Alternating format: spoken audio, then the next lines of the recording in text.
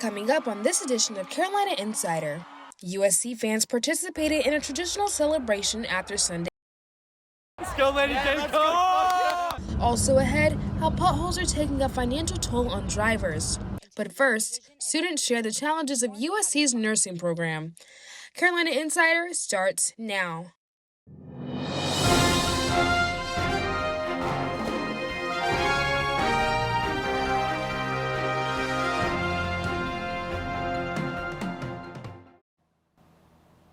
Hello, and thank you for joining us. I'm Destini Austin. Our top story today, it's a great week to be a Gamecock. The women's basketball team scored its third national championship, reigniting traditions on campus and in Columbia. USC students jumped in the Thomas Cooper Fountain to celebrate the victory against Iowa on Sunday. They began lining up along the water around 5 o'clock before making a splash at exactly 5:11, the moment victory was won. Latecomers trailed in for up to an hour after, some running all the way from 5 Points to join the fun. And if you didn't get on those festivities, there are more to come this Sunday. At 2 o'clock, the city will host a parade starting at the corner of Main and Blanding downtown.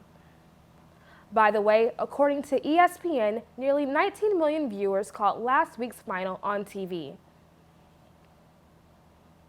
While many Gamecocks are celebrating the big win, other USC students are finding themselves at a loss. As Margaret Myers reports, the university's nursing program is supposed to be a straight path into the workforce, yet some hit a wall after 2 years of studies. The program is divided into a lower division and upper division. Students undergo 2 years of classes in the lower division before applying for upper in the fall of their second year. Sophomore Maddie Smart comes from a family of nurses and has been on track to be accepted into upper division, but learned through email this past December that she did not get in. I honestly was like, no, I'm going to get in. Like, I've never had a problem with anything academically in the past before. I didn't even want to like, tell my mom the next morning. Prospects are chosen through an application that is 75% based on their GPA and 25% based on their online recorded interview. Over the past 3 years, 80 to 89% of eligible students have been placed into the upper division.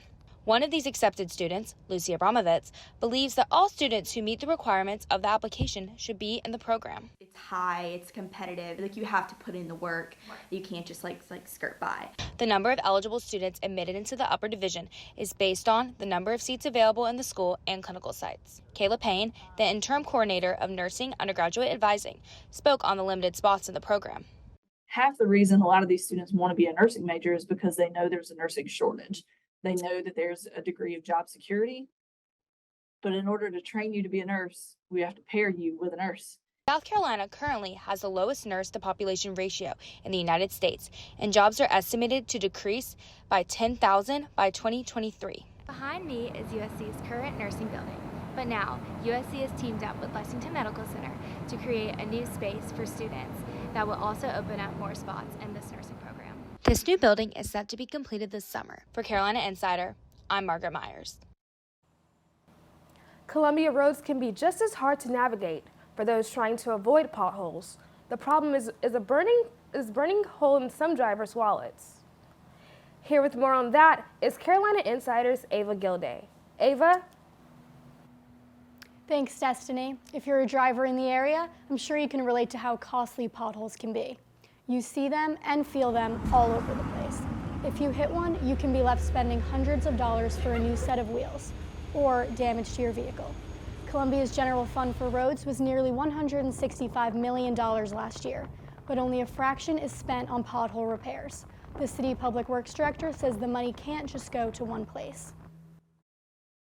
So the money they get doesn't just go to potholes. It could also be sidewalk repairs, anything that might be concrete or asphalt related.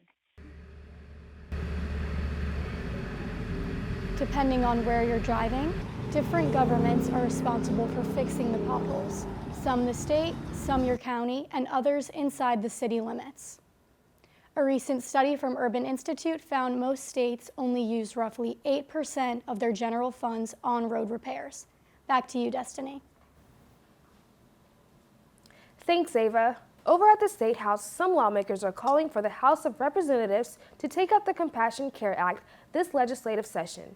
This bill, which has already passed the Senate, would allow for the use of medical marijuana. Some legislators and lawmakers voiced concerns that such a law could be a pipeline for more recreational use, but the Senate version would be strictly regulated and only allow use for a limited number of conditions. Finally today, final exam season is right around the corner, and recent data shows how some Gen Z students are keeping their cool. Pocket FM found nearly 90% of Americans listen to some form of audio content to get away from their screens. A majority of young people say they listen as a way to battle stress and help focus and avoid distraction.